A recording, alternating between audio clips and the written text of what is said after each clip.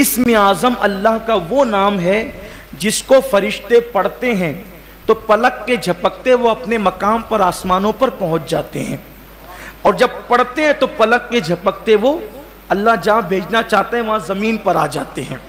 اسم اعظم وہ ہے کہ اگر وہ مردے پہ پڑھا جائے تو مردہ زندہ ہو جائے۔ اسم اعظم وہ ہے کہ جس کو پڑھ کر اگر زندے کو گھور دیا جائے تو وہ مر جائے۔ اسم اعظم وہ ہے کہ اس کو پڑھ کر جو دعا کی جائے اللہ تبارک و تعالیٰ اس کو قبول فرماتا ہے، رد نہیں فرماتا۔ بڑی برکتیں اسم اعظم شریف کی۔ اسم اعظم کا مطلب ہوتا ہے سب سے بڑا نام۔ اب یہ اسم اعظم چھپایا گیا ہے، سب کو نہیں بتایا گیا ہے، اس لیے کہ اسم اعظم سب کو بتا دیا جائے گا تو گھر کے آنگن میں کوئی کچرا ڈالے گا تو بھی وہ اسم اعظم پڑھ کے گھور دے گا، تو تب تو لوگ مرتے ہی رہیں گے، یہی تو ہوگا۔ تو کم ظرفوں کو اسم اعظم نہیں دیا جاتا۔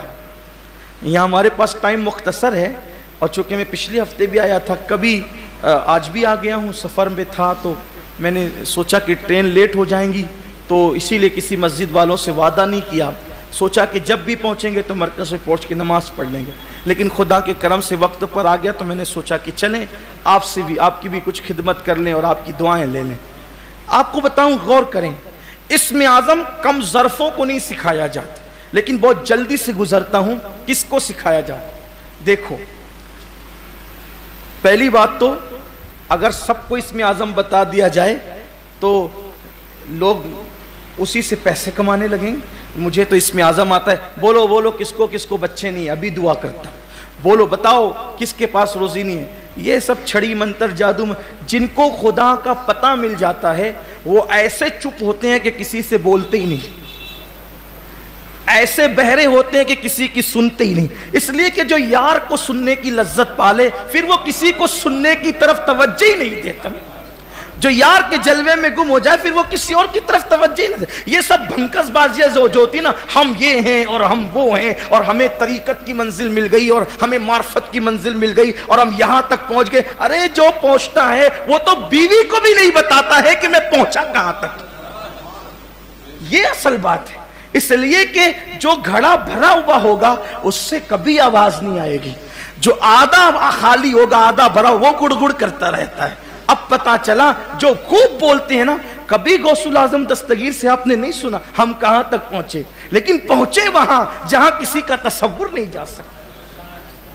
تو اسم اعظم بہت اعلیٰ ظرف لوگوں کو جو اللہ کا راز واقعی اٹھا سکے، جو بیچارے ہوٹل کے پچروں کا راز نہ سنبھال سکیں وہ یار کا راز کہاں سنبھال سکیں۔ ایک مرتبہ ایک بہت بڑے مولانا صاحب، بڑے مفسر عالم فاضل بن گئے، ان کو تلاش تھی اسم اعظم کی، ان کا نام تھا ابن حسن رازی۔ ابن حسن رازی وہ چلے ایک اللہ کے بہت بڑے برگزیدہ بندے کے پاس۔ کس کے پاس گئے؟ ابن حسن رازی کس کے پاس گئے؟ وہ سیدھا گئے سلطان العارفین حضرت بایزید بستامی کے پاس۔ حضرت سنا ہے کہ آپ کو اسم اعظم آتا ہے، مجھے ذرا سکھا دو۔ سلام کا جواب دیا، کوئی توجہ نہیں تھی۔ 1 سال تک ابن حسن رازی بایزید بستامی کی خدمت میں رہے، خوب خدمت کی۔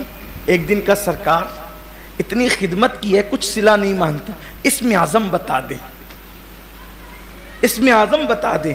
فرمایا بتائیں گے، ایک کام کرو، یہاں سے فستائیہ ایک شہر ہے، وہاں میرا فلاں دوست رہتا ہے اور یہ میں نے اس کے لیے تحفہ دیا ہے، یہ تحفہ اس تک پہنچا دو۔ وہ تحفہ کیا تھا؟ ایک تشت تھا اور اس میں ایک رومال ایسے اوپر ڈھکا ہوا تھا، پنجرے کی طرح رومال ڈھکا ہوا تھا اور تھا تشت، لے جا میرے دوست کو پہنچا دے۔ یہ سوچا کہ تشت اور رومال، آخر اس میں تحفہ کیا ہے، گفٹ کیا ہے؟ فستائیہ تک ایک شہر سے دوسرے شہر پہنچانا ہے، حضرت بایزید نے بھیجا ہے، تو کیا کروں؟ لیکن یہ امانت دار نہیں تھا، عالم بڑا بن گیا تھا، فاضل بن گیا تھا، مفسر بن گیا تھا، محدث بن گیا تھا، لیکن ظرف نہیں تھا۔ دیکھو، ڈگریاں ہونا اپنی جگہ ہے اور ظرف ہونا اپنی جگہ ہے، اسی لیے کبھی کبھی وہ ان پڑھوں کو سینوں میں علم ڈال کر ولایت کی ڈگری دے دیتا ہے، کیونکہ ظرف والا ہوتا ہے تو یوں سکھا دیتا ہے۔ اور جن کے ظرف والا نہیں ہوتے تو ساری زندگی پڑھنے پڑھانے میں گزر جاتی ہے لیکن کچھ ملتا نہیں، خالی آئے تھے خالی. یہ کیفیت ہوتی ہے. جیسے کہ علماء باطل کو آپ دیکھ لیں، ساری زندگی مدرسوں میں حدیث پڑھاتے ہیں لیکن بیچارے زندگی بھر یہی نہ سمجھ سکے کہ جس کی حدیث پڑھا رہے اس رسول کی شان کیا ہے. آخری دم تک بھی یہی کہتے ہیں کہ وہ تو ہماری طرح ہے. کیا لے گئے؟ کیا ملا زندگی بھر حدیث پڑھنے کا؟ جس حدیث والے کو سمجھائی نہیں، کیا ملا؟ یہ ہوتا ہے. سب زندگی پڑھنے میں گزار دی، حضور کی شان ہی نہ سمجھ سکے تو کیا ہے؟ کچھ نہیں ہے.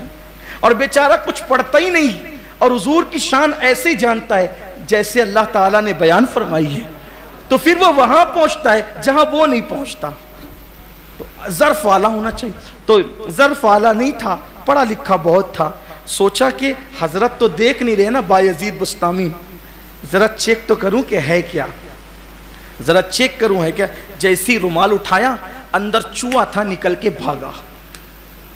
چوہا تھا وہ نکل کے بھاگا. اب اس کی تو پول کھلی کیونکہ اب وہاں لے جانا ہے تحفہ تو ہے ہی نہیں. اور اس کو غصہ بھی آیا، پلیٹ پھینکی، یہ کیا مذاق ہے میرے ساتھ، چوہا بھی کوئی تحفے میں بھیجتا ہے. واپس آگے کہا حضرت غضب ہو گیا. کہا کیا ہوا، اتنی جلدی پہنچا دیا تحفہ؟ کہا میں پلیٹ اور وہ سب پھینک کر آئے. کہا کیوں پھینکا؟ کہا رستے میں نے دیکھا، چیک کیا تو اس میں چوہا تھا. چوہا بھی تحفے میں بھیجا جاتا ہے؟ کہا تحفہ بھیجنا ہی نہیں تھا، تجھے چیک کرنا تھا. اس لیے کہ جو چوہے کا راز نہیں چھپا سکتا وہ قدرت کا راز کیا چھپا سکتا. اس کو میں اسم اعظم سکھاؤں، اسم اعظم اس کو سکھاؤں جو میرے راز کو نہیں چھپا سکتا، وہ اللہ کے راز کو. جا یہاں سے، تو اس کے قابل نہیں ہے.